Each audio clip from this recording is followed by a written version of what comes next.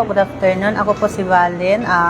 Ang experience ko po dito sa OWA, masaya ako na nalaman ko tong programa ng OWA.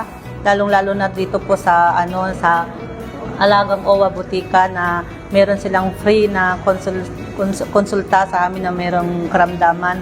At natuwa ako sa lahat ng mga doktor at saka yung staff dito na mababait sila sa amin. At alaga nila kaming mga OFW po. Salamat po.